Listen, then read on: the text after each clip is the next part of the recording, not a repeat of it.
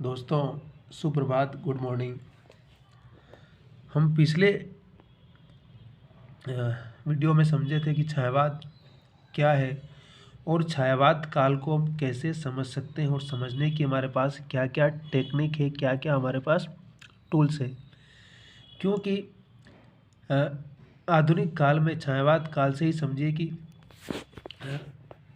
आलोचना की शुरुआत होती है, लेखन की विधिवत शुरुआत होती है, लेकिन छायावाद काल सिर्फ कविता के आधार पर ही रखा गया है। इसलिए आलोचक इस पर सवाल भी खड़े करते हैं कि उस समय जो गद्य लिखा जा रहा था उसको हम आखिर कैसे समझे। आचार्य शुक्ल ने इसको अपने हिंदी साहित्य के इतिहास में विस्तार से छायावाद काल के जो चारों कवि हैं, निराला जी, महादेवी प्रसाद और पंत, उन चारों की कविताओं को आधार पर छायावाद काल की व्याख्या करने की कोशिश की और उन्होंने कहा कि छाया उस आध्यात्मिक अर्थ में होने के कारण इस काल को हम छायावाद काल कहते हैं।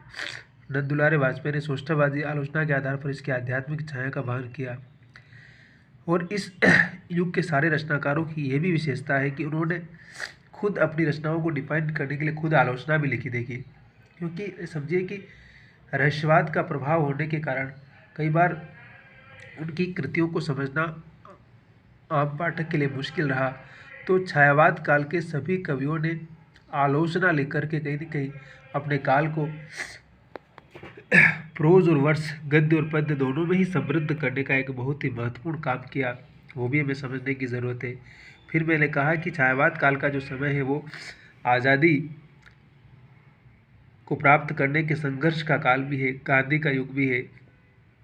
और समझिए कि 1915 के समय भारतीय जनमानस में एक आंदोलन था ब्रिटिश हुकूमत के खिलाफ, और किस तरह से कि मुल्क को आज़ाद करवाना है, और उसके लिए एक समझिए कि पूरा राष्ट्रीय आंदोलन जनमानस में आंदोलन होने के कारण उसका प्रभाव कहीं की पूरा साहित्य पर नज़र आता है। तो उस लिहाज से भी समझेंगे तो चाहे राम की शक्ति पूजा को समझिए या उस काल की सारी कविताओं को समझेंगे आप, या गद्य को समझेंगे, तो उसमें इस प्रकार का प्रभाव आपको बड़े अच्छे तरीके से नज़र आता है। अब शुक्ल जी उसको स्वतंत्रतावाद का प्रभाव कहते हैं।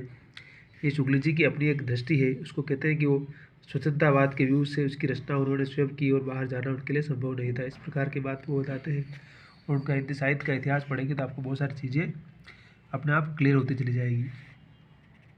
देखा कि समूचे आधुनिक काल में छायावाद काल का साहित्य आज भी असामान्यतर है। शुक्ल जी वाली स्वतंत्र धारा अपने आप ही सूख गई थी। फिर वो कहता है कि जो चीज़ स्वतंत्रतावाद की सिर्फ बात करते थे हम, वो साहित्य सिर्फ स्वतंत्रता की बात नहीं कर रहा है, स्वतंत्र नहीं है, बल्कि वो समाज के उस जनमानस से जुड़ता भी है, उसको समझाता भी है, और उसकी चेतना के साथ अपने आप को जोड़ करके समाज में परिवर्तन करने का एक मार्ग प्रशस्त करने में भी अपनी भूमिका निभाता है। इसको भी हमें समझना होगा। उसके बाद द्विवेदी युग की जो इतिवृत्तात्मकता की जो प्रतिक्रिया माना है, इसको शुक्ल जी ने कहा है कि कई लोगों ने कहा है कि मतलब ये तो इतिवृत्तात्मकता उसको बोलते हैं कि यथा तथ्य वर्णन, यानी जो फैक्ट है उसको जो का तो दर्ज करना, उसमें किसी प्रकार की कोई सृजनात्मकता, कोई क्रिएटिविटी जब साहित्य में नज़र नहीं आती, उस रचना में नज़र नहीं आती है कि समाज में जो कुछ घट रहा है उसको जैसे कोई फोटोग्राफर फोटो खींचता है वैसे का वैसा साहित्यकार अगर दर्ज कर देता है अपनी रचना में, तो उसको बोलते हैं इतिवृत्तात्मकता। और यह इतिवृत्तात्मकता आपको द्विवेदी युग यानी कि छायावाद युग से पहले का जो समय है, जो कि महावीर प्रसाद द्विवेदी के नाम के आधार पर रखा गया है, उस काल की रचनात्मकता में आपको ये इतिवृत्तात्मकता बार बार मिल जाएगी। तो उस बात को ऐसे समझ सकते हैं। अतः इस तृतीय उत्थान में परिवर्तन हुआ और पीछे छायावाद काल कहलाया। वही द्वितीय उत्थान में कविता के विरुद्ध कहा जा सकता है। नगेंद्र कुछ और बोलते हैं इसको। शुक्ल जी छायावाद को सच्चे स्वच्छतावाद यानी श्रीधर पाठक और रामनरेश त्रिपाठी की काव्यधारा से काट कर अलग कर देते हैं। उन्होंने कहा शुक्ल जी की आलोचना को लेकर के बहुत सारी सहमतियाँ हैं, बहुत सारी असहमतियाँ भी हैं। तो ये सब आप जब विस्तार से पढ़ेंगे तो पता चलेगा। और छायावाद को लेकर फिर मैंने कहा कि ईसाईयत के बारे में, ईसाई दर्शन का जो पूरा प्रभाव है रहस्यवाद, उसका प्रभाव भी कुछ लोग मानते हैं कि ये तो उसका अनुवाद है कि जो करुणा, छाया और उस ईश्वरीय जो एक आध्यात्मिक जो दुनिया होती है उसका, जबकि शुक्ल जी ने अपने निबंध में लिखा है कि इस आध्यात्मिक शब्द की हमें साहित्य में ज़रूरत नहीं है। देखिए शुक्ल जी को आप समझेंगे, उनके जो निबंध संग्रह है चिंतामणि, उसमें जो निबंध अगर उनको पढ़ेंगे ना, तो शुक्ल जी का मनोविज्ञान, उनका आलोचना, उनकी दृष्टि को समझने में बड़ी मदद मिलेगी। शुक्ल जी को हम हल्के में ऐसे खारिज नहीं कर सकते हैं कि शुक्ल जी ने कह दिया और ऐसे हम उड़ा दिया, ऐसा नहीं। शुक्ल जी कोई भी बात बड़ी गंभीरता से और बड़े अध्ययन के आधार पर कहते थे, इसलिए हम ऐसा नहीं कह सकते कि शुक्ल जी ने कहा और ऐसा उड़ा दिया। उसके लिए आपको लॉजिक भी ढूंढना पड़ेगा, तर्क भी लगाना पड़ेगा। है फेंटस मार्टा अमेरिका जोड़ते हैं, उन्होंने संत ग्रेरिक का हवाला देते हुए बताया कि उन्माद की दशा में तो ईश्वर का समागम होता है, किंतु साधक या भीतरी कलमश को देखने में बाधक होता है। इसलिए वो पूरा जो ईसाइयत का जो पूरा प्रभाव हमारे साहित्य में देखते हैं, उसको उस रूप में देखते हुए उन्होंने डिफाइन किया है। फेंटम समा या छायादृश्य छायावाद की विषय वस्तु या रहस्यवाद है। ब्रह्म समाज के बीच गाए जाने वाले गीतों को भी उससे प्रभावित मानते हैं।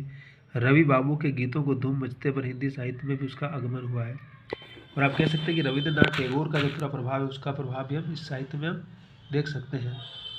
क्योंकि रविंद्रनाथ टैगोर, जिनका नाम सुना ही होगा अपना, बंगला साहित्य की एक बहुत ही बड़ी विभूति है। गीतांजलि जो उनकी कविता है, उन्होंने गद्य भी लिखा, पद्य भी लिखा, विचारक भी थे, थिंकर भी थे।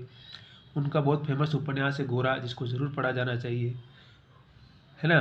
तो इस प्रकार की बहुत सारी चीज़ें उनका, और आप ये समझ सकते हैं कि हिंदी साहित्य का जो आधुनिक काल है, उस पर बांग्ला साहित्य का भी प्रभाव नज़र आता है। जो बांग्ला साहित्य की जो नवजागरण की जो चेतना है, पुनर्जागरण की जो चेतना है, वो कहीं न कहीं हिंदी साहित्य की छायावाद काल में नज़र आती है। तो उसको भी आप समझ सकते हैं। तो इस आधार पर अगर हम समझेंगे तो वो सारी चीज़ें हमारे सामने, फिर भाषा को लेकर, भाषा में जो जीवंतता छायावादी कविता में, वो शायद पहले ही कविता में नहीं मिलती है हमें।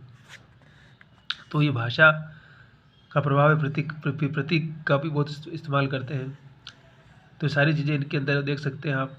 फिर छायावाद में उन्हें अन्योक्ति पद्धति भी दिखाई देती है। लक्षणा, जिस लक्षणा की बात शुक्ल जी करते हैं अपने साहित्य में, अन्योक्ति मतलब किस प्रकार से किसी के माध्यम से किसी बात को कहना, कि राम के माध्यम से आप प्रेम की बात कह रहे हैं, चाँद के माध्यम से प्रेम की बात कह रहे हैं।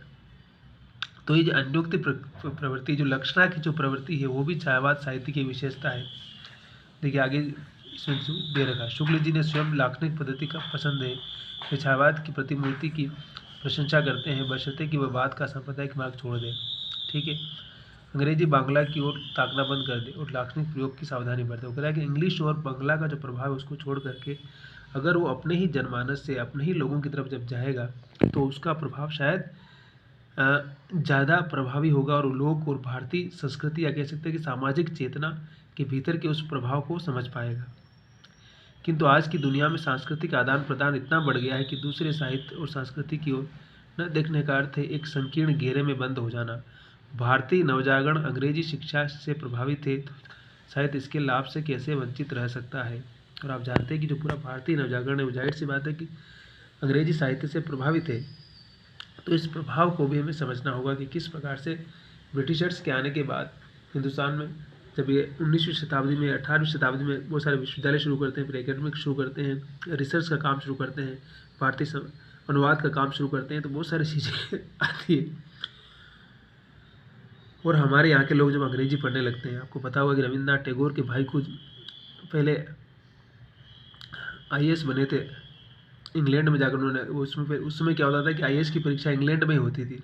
1921 के बाद हिंदुस्तान में होनी शुरू होती है। तो उससे पहले जो लोग वहाँ पढ़ के आए, सबको पढ़ना भी वहाँ होता था, और अंग्रेजी का एग्ज़ाम देने के लिए भी वहीं जाना होता था। तो 1920-21 में शायद सुभाष चंद्र बोस ने भी इस IAS को एग्ज़ाम को पास किया था, लेकिन उन्होंने तो 1 साल के बाद ही नौकरी छोड़ दी थी। तो आप कह सकते हैं कि उस ज्ञान को प्राप्त करके जो भारतीय के जो नवयुवा थे, जनमानस थे, उन्होंने उस ज्ञान को हासिल किया, इंग्लिश को पढ़ा, और वो जब ज्ञान वो प्राप्त करते हैं, तो उसके माध्यम से वो ब्रिटिश समाज को समझते हैं, सिस्टम को समझते हैं।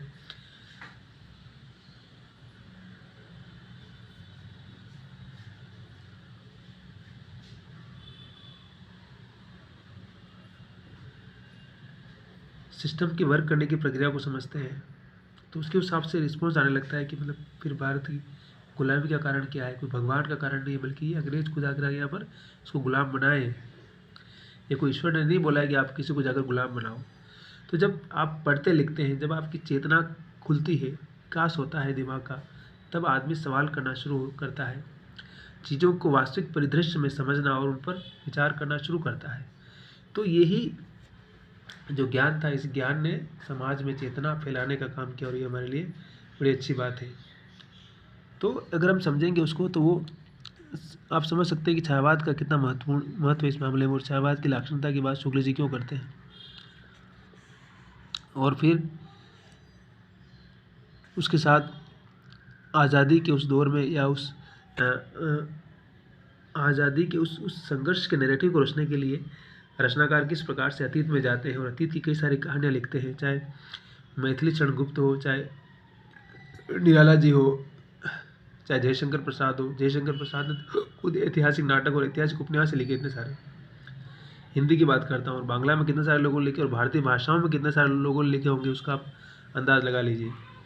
जयशंकर प्रसाद ने खुद इतने सारे ऐतिहासिक उपन्यास लिखे, नाटक लिखे उन्होंने, सब गुप्त काल, उस काल के आधार पर कि किस प्रकार से उस चेतना से आधुनिक लोगों में चेतना पैदा की जा सके। तो छायावाद काल का महत्व इस लिहाज से बहुत महत्वपूर्ण है, लोगों की चेतना जगाने में।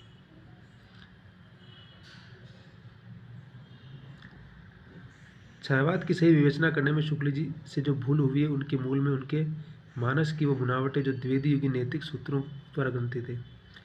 क्योंकि शुक्ल जी को रामचरित मानस बहुत ज़्यादा पसंद है, और उसकी जो संरचना है उसके आधार पर ही वो आधुनिक काल को ही डिफाइन करते हैं, इसलिए बहुत सारी चीज़ें उनसे भी चूक हो जाती हैं। तो हो जाती है चूक, लेकिन आप उसको उस तरह से समझ सकते हैं।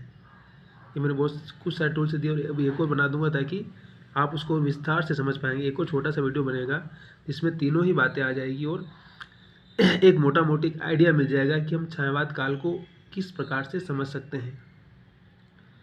तो खुश रहिए, मस्त रहिए, और शब्बा खैर, और आनंद से रहिए। हमारे चैनल पर आइए, प्लीज़ सब्सक्राइब कीजिए, और बेल आइकन दबाइए, और कमेंट कीजिए, और लाइक कीजिए प्लीज़, और अपना काम करते रहिए।